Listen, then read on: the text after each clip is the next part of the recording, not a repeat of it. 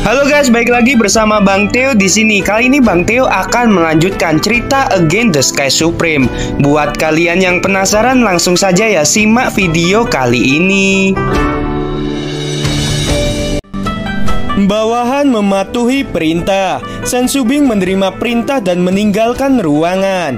Meskipun Sen Subing berjalan menuju aula di lantai bawah dengan sangat lambat, jantungnya berdetak dengan kencang. Sen Subing tahu bahwa kebangkitan Tan Yun dengan kekuatan tingkat 9 dari ranah jiwa janin berarti bahwa kompetisi 9 divisi dalam tahun ini Venapil memiliki kesempatan dan Tan Yun akan memenangkan peringkat daftar pertarungan.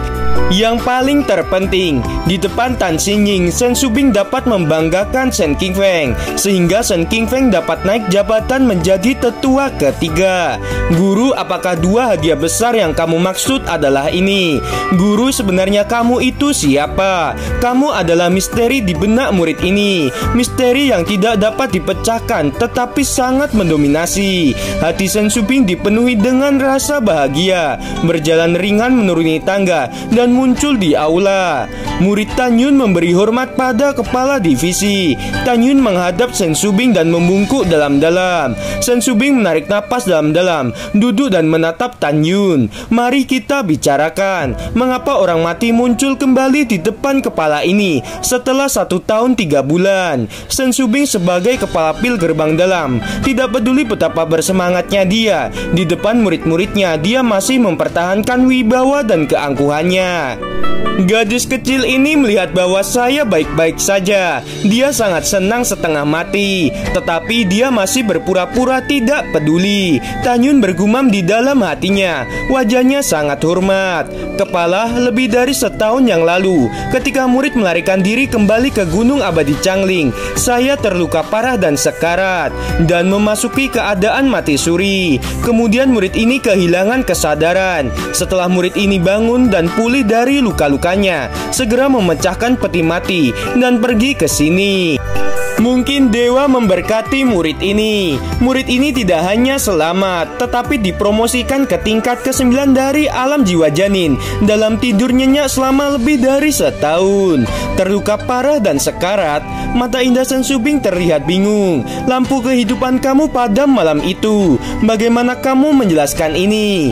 Lampu jiwaku padam. Tan Yun tampak bingung. Kepala, murid tidak mengetahui tentang masalah itu. Murid baru bangun hari ini. Adapun hal-hal lain murid tidak mengetahuinya. Pada saat ini, suara terengah-engah terdengar dari luar aula. Kepala, ada masalah mendesak untuk dilaporkan. Diakeniu, masuklah. Sen Subing mengangkat alisnya. Kepala, Diakeniu melangkah ke aula dengan kebingungan. Dia mengabaikan Tan Yun dan berkata dengan penuh semangat, Kepala, kemarin lampu kehidupan Tan Yun masih padam. Ketika bawahan pergi ke aula jiwa kehidupan hari ini, lampu kehidupan Tan Yun benar-benar menyala lagi. Sen Subing berkata sedikit dan mengangguk. Aku tidak perlu mengeceknya. Tan Yun memang hidup kembali. Benarkah? Diakeniu tercengang. Murid memberi hormat kepada Diakeniu. Tan Yun berbalik dan membungkuk ke arah Diakeniu. Anak baik, kamu sebenarnya masih hidup, kata Diakeniu. Diakeniu, jika tidak ada hal lain yang dibahas, kamu dapat pergi untuk saat ini, kata Sen Subing. Baiklah, bawahan akan pergi. Diakeniu membungkuk berbalik dan pergi. Shen Qingfeng memandang Sen Subing yang sedang berpikir keras dan berkata, Nona, kebangkitan Tan Yun memang sesuatu yang luar biasa. Tetapi Anda juga tahu bahwa kemampuan pemulihan fisik Tan Yun 10 kali lebih kuat daripada orang biasa. Ini merupakan salah bawahan ini karena secara keliru mengira Tan Yun sudah mati lalu menguburkannya. Untungnya Tan Yun baik-baik saja. Jika tidak, bawahan ini akan menjadi orang berdosa. Nona, karena Tan Yun masih hidup, ini kabar bahagia bagi Venapil kita. Setelah mendengar ini, Sen Subing mengangguk dan niat membunuh terpancar dari matanya yang indah. Tan Yun, apakah kamu tahu siapa yang menyerangmu malam itu? Kepala, orang itu adalah adalah tetua ketiga Pang Siyuan. Tan Yun berkata dengan marah, "Saya memohon kepada kepala divisi untuk mengizinkan murid ini bertarung dengannya." Dasar orang tua tidak tahu diri, Shen Qingfeng berkata dengan sungguh-sungguh. Nona tidak heran Pang Siyuan bersembunyi di gerbang abadi. Ternyata dia yang melakukannya. Setelah Shen Shubing melambaikan tangannya untuk menyela Shen Qingfeng, dia bertanya pada Tan Yun, "Apakah kamu yakin Pang Siyuan yang melakukannya?" Murid ini sangat yakin. Tan Yun berkata dengan tegas. Murid ini bersumpah bahwa jika murid ini berbohong, dia akan mati di tempat sekarang. Tan Yun mengatakan ini dan Shen Shubing secara alami percaya. Shen Shubing memandang Tan Yun dan berkata, "Kepala ini tidak bisa memenuhi harapanmu karena Pang Siyuan sudah mati." Mati? Tan Yun pura-pura terkejut. "Ya bocah, dia sudah mati 4 hari yang lalu," kata Shen Qingfeng. Kalau begitu dia pantas mendapatkannya." Tan Yun tampak santai.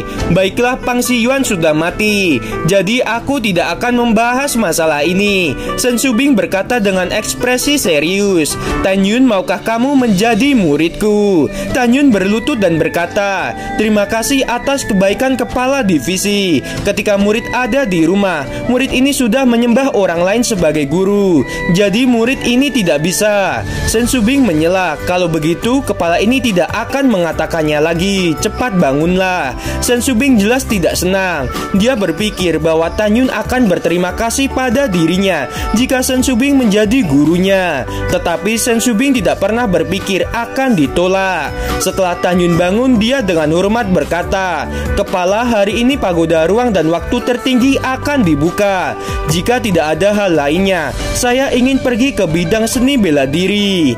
"Tunggu sebentar," kata Shen Shubing. "Kepala gerbang abadi ingin menemuimu. Ini adalah kesempatan sekali seumur hidup untukmu. Kamu harus bersikap dengan baik." "Baik, Kepala," Tan Yun berkata dengan hormat.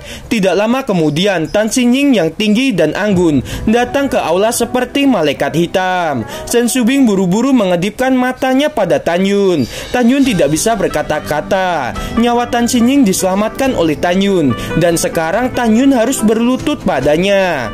Murid Tan Yun memberi hormat pada kepala. Ketika Tan Yun menghadap Tan Xinjing dan hendak berlutut, Tan Xinjing mengangkat alisnya. "Lupakan saja, angkat kepalamu." "Baik, Ketua." Tan Yun berdiri dengan tegak. "Ternyata itu kamu." Tan Xinjing terkejut. "Kepala, apakah Anda mengenali murid ini?" Tan Yun pura-pura tidak tahu. "Kepala, apakah Anda pernah bertemu Tan Yun?" Shen Shubing bertanya dengan rasa ingin tahu.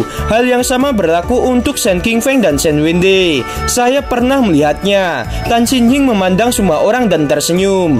"Lebih dari setahun yang lalu, kepala ini dan 8 kepala lainnya dari gerbang abadi menjelajahi ngarai meteorit.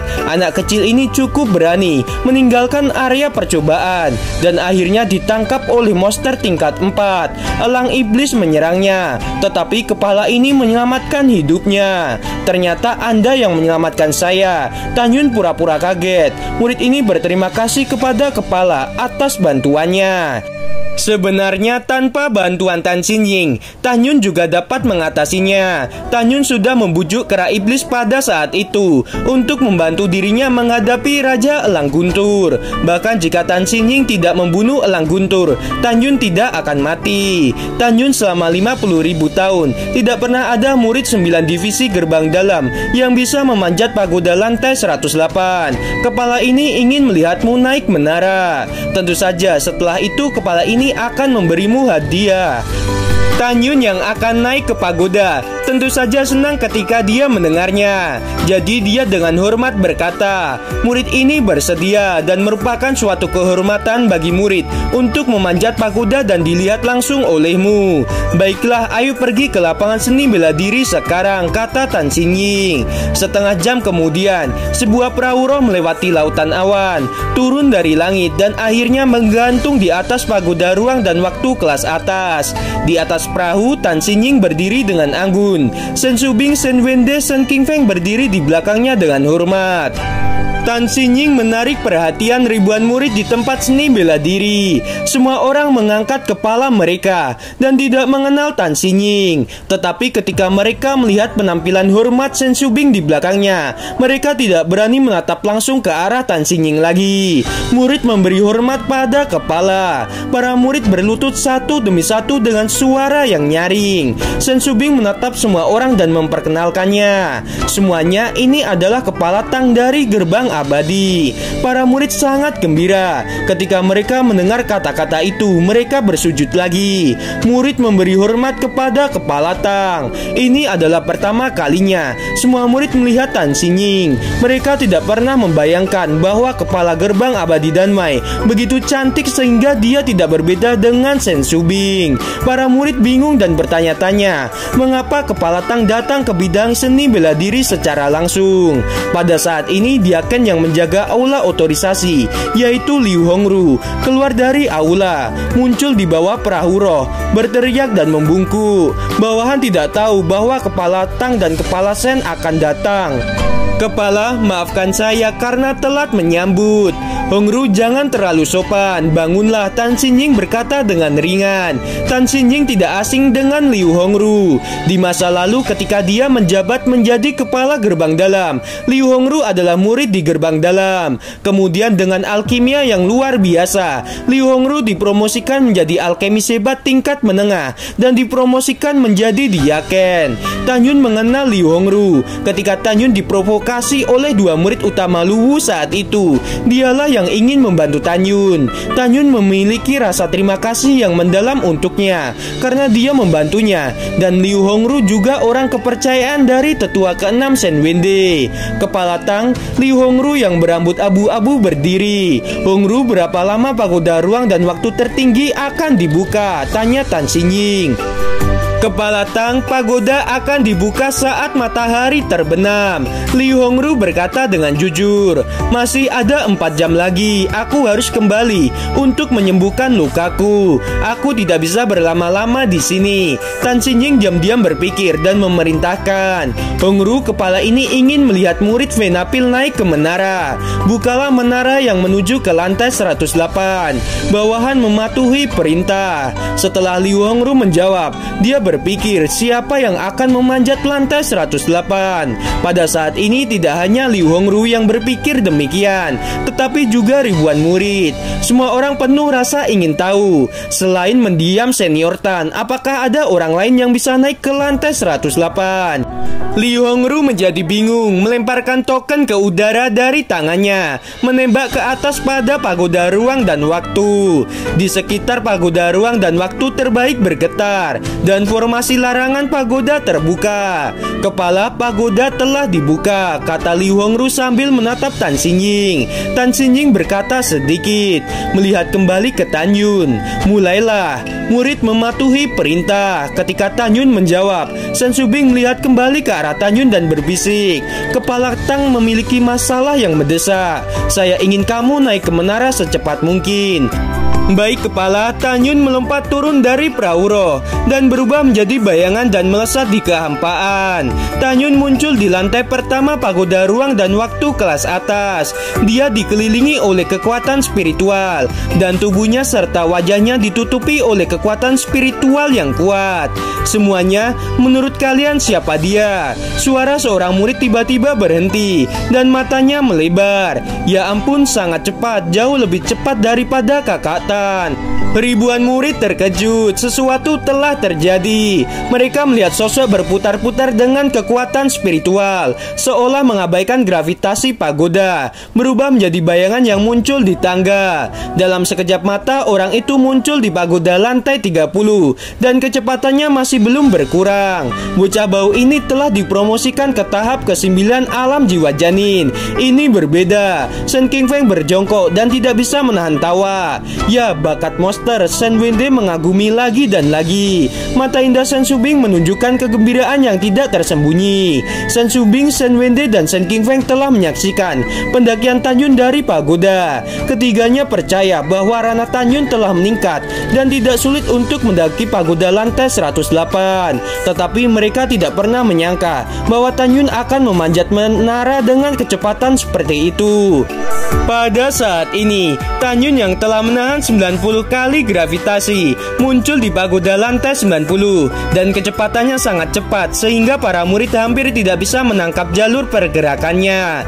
Di wajah Tan Xinjing yang pucat, keterkejutan terlihat dan giginya dengan ringan berkata, "Luar biasa. Lihat semuanya, orang itu sudah mencapai lantai 100. Ketika seorang murid berseru, dia melihat sosok itu telah muncul di pagoda lantai 103, masih bergerak menuju 108 dengan kecepatan tanpa henti. Tiba-tiba ribuan orang meletus dengan seruan dan teriakan yang tak terbendung. Semuanya, siapa orang ini? Kecepatannya jauh lebih cepat daripada senior Tan. Saya pikir itu pasti murid gerbang abadi. Jika tidak dengan kekuatan alam jiwa janin, bagaimana mungkin memiliki kecepatan secepat itu?" Ketika para murid berbicara dengan keras, Tan Yun menahan 339 kali gravitasi. Kecepatannya turun tajam, dan ketika kekuatan spiritual kuat yang melingkari tubuhnya mulai runtuh, dia muncul di anak tangga pertama menuju lantai 108. Tan Yun berlari, kakinya terasa berat. Lihat semuanya, sosok itu agak akrab. Sepertinya itu Kakak Tan. Kakak Tan, bagaimana mungkin? Berhenti bicara omong kosong. Kakak Tan sudah mati lebih dari setahun yang lalu. Itu dia. Saat para murid berteriak, dahi Tan Yun ditutupi dengan butiran keringat yang halus dan dia telah mencapai lantai 108. Segera kekuatan spiritual yang mengelilingi tubuhnya menghilang. Dia tiba-tiba melihat ke belakang dan berbalik ke perahu roh dalam kehampaan, membungkuk tanpa mengucapkan sepatah kata apapun. Lihat, ini Kakak Tan, ini Kakak Tan. Apakah ini kenyataan? Kakak Tan sudah mati kan? Apa yang terjadi? Bagaimana Tan Yun bisa menjadi begitu lebih kuat sekarang? Kakak Tan kembali dengan lebih kuat. Dengan kekuatan Kakak Tan, 11 bulan kemudian dia harusnya memenuhi syarat untuk memenangkan peringkat Wolong. Itu benar pada saat itu Kakak Tan pasti akan mengalahkan semua murid jenius dari 8 divisi gerbang dalam lainnya.